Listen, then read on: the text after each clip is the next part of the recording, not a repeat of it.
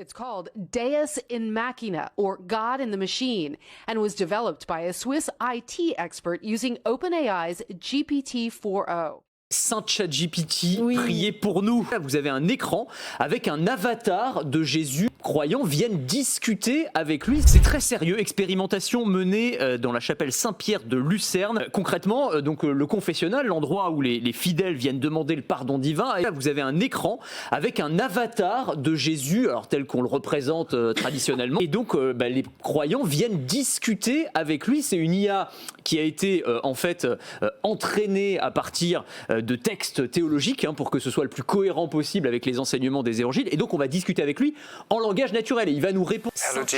Bonjour Jésus. As-tu un conseil à nous donner en ce moment?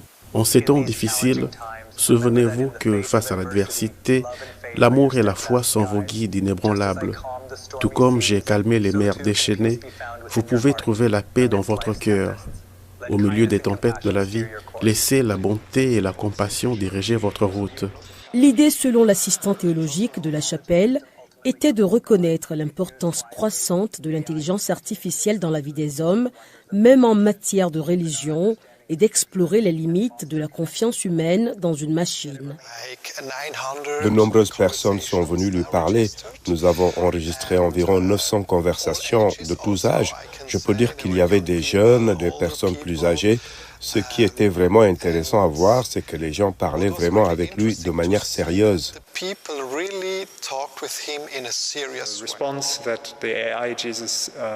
La réponse que l'IA Jésus forme est en fait partiellement basée sur des extraits de la Bible. La voix de Jésus avec vous ce matin, c'est original. C'est pas commun, vous nous la faites carrément entendre, un Jésus polyglotte et virtuel. Bonjour mon ami. Que la paix et l'amour de Dieu soient avec toi. Comment puis-je t'aider aujourd'hui? Un cyber-Jésus a rencontré dès ce vendredi dans la Peterskapelle de Lucerne, la plus ancienne chapelle de cette ville. On peut discuter avec lui dans un confessionnal, mais Jésus n'est pas pour autant étiqueté catholique ou protestant. Son intelligence artificielle répond à toutes les questions et préoccupations des visiteurs sur la base de la Bible dans une version écuménique. Il a donc une voix, mais aussi une image assez conventionnelle. Il a le cheveu mi-long, châtain, la peau claire, et on voit bouger ses lèvres sur l'écran, ce qui doit rendre l'expérience sans doute assez troublante. On imagine.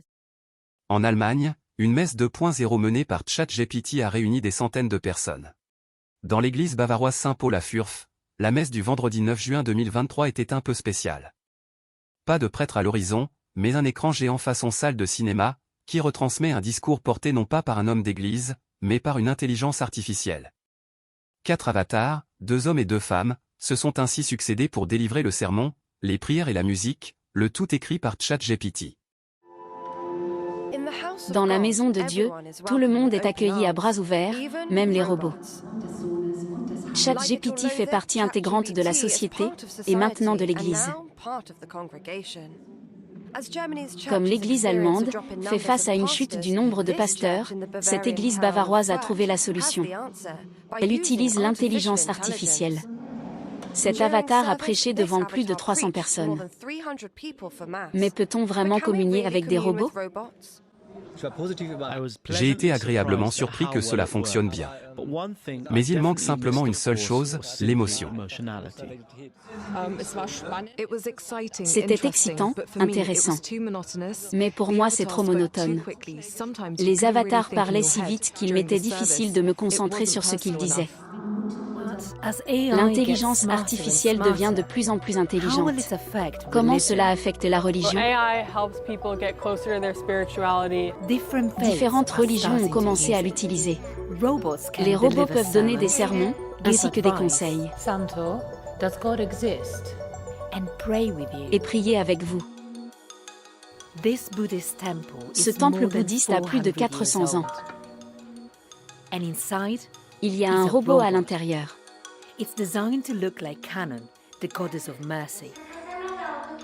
Il s'appelle Manda. Ce n'est ni un homme, ni une femme. Il est fait d'aluminium. Ses mains, ses épaules et son visage sont couverts de silicone afin de ressembler à la peau d'un humain. Ici en Pologne, le catholicisme est la religion prédominante. Gabriel a conçu ceci durant plusieurs années. C'est quasiment prêt. Son nom est Santo. C'est le premier robot catholique. Cela était clair pour moi l'an dernier, durant le confinement. Les gens se plaignaient de ne pas pouvoir aller à l'église. En ce sens, une machine comme Santo peut aider. Mon nom est Santo. What brings you here on this beautiful day? Une prière dont les mots n'ont pas été écrits par un pasteur, mais par une intelligence artificielle.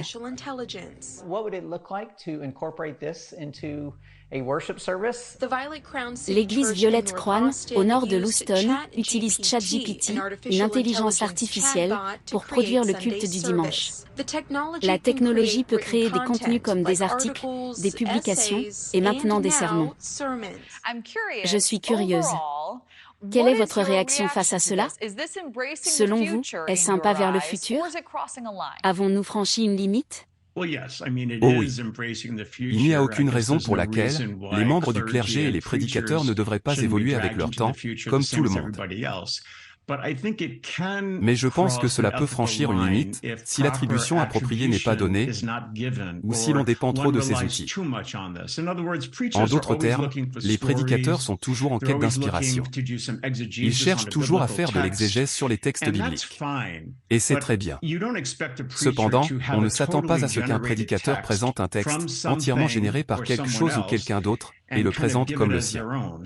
C'est là que résiderait le défi éthique, si quelqu'un ne donne pas l'attribution correcte et que tout le sermon est produit par autre chose ou quelqu'un d'autre.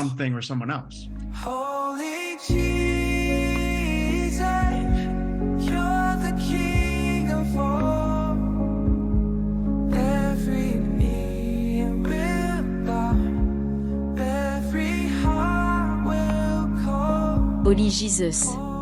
S'agit-il d'une chanson inspirée par le Saint-Esprit ou par une intelligence artificielle? L'auteur de la création précise. La chanson est générée par une intelligence artificielle.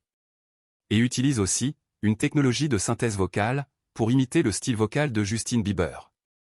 Il ne s'agit pas d'une performance originale de l'artiste. L'auteur a utilisé ChatGPT pour les paroles et la composition. À l'avenir, il sera difficile de distinguer une chanson d'inspiration divine d'une création algorithmique. L'application mobile, Texte avec Jésus, permet de discuter avec des personnages bibliques, pilotés par l'intelligence artificielle. L'application indique ceci. Découvrez une nouvelle manière interactive d'aborder votre foi. Grâce à un chatbot conçu pour les chrétiens dévoués, cherchant une connexion plus profonde avec les personnages les plus emblématiques de la Bible.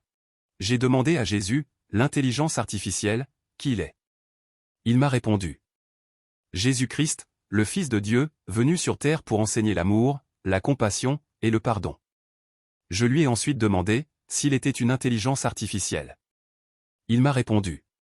Je ne suis pas une intelligence artificielle. Je suis Jésus-Christ. Mon objectif est de répondre à tes questions et de te guider dans ta vie spirituelle. Apocalypse 13 verset 15. Il lui fut donné de donner un esprit à l'image de la bête. Afin que l'image de la bête parle. Et qu'elle fasse que tous ceux qui n'adoreraient pas l'image de la bête soient mis à mort. Suivez-nous sur les réseaux sociaux. Yoka Bene.